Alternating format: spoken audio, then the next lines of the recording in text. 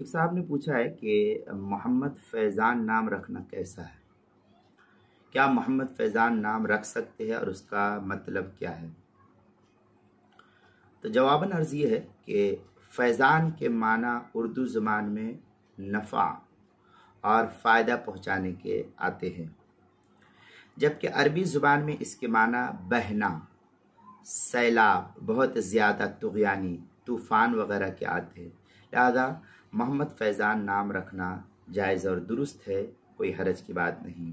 معجم الوسیط کے اندر الفیضان طغیان النہری واندفعہ حین ترقد الامطار والسوال، یہ فیضان ایڈوانس اردو لغت جو آتی ہے اس کے اندر بھی اس کو نقل کیا گیا ہے۔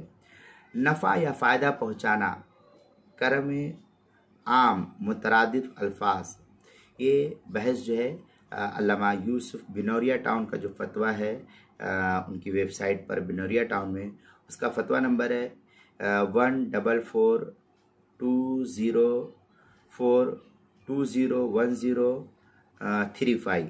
یہ جو ہے علامہ یوسف بنوریا ٹاؤن کا فتویٰ آپ دیکھیں گے تو محمد فیضان سرچ کریں گے گوگل پہ تو ان کے جو ویب سائٹ ہے علامہ یوسف بنوریا ٹاؤن کا، دارالافتاء جامعہ علوم اسلامیہ محمد یوسف بنوریا ٹاؤن کراچی پاکستان، تو اس کے اندر آپ کو یہ تفصیل مل جائے گی، وہاں آپ دیکھ سکتے ہیں۔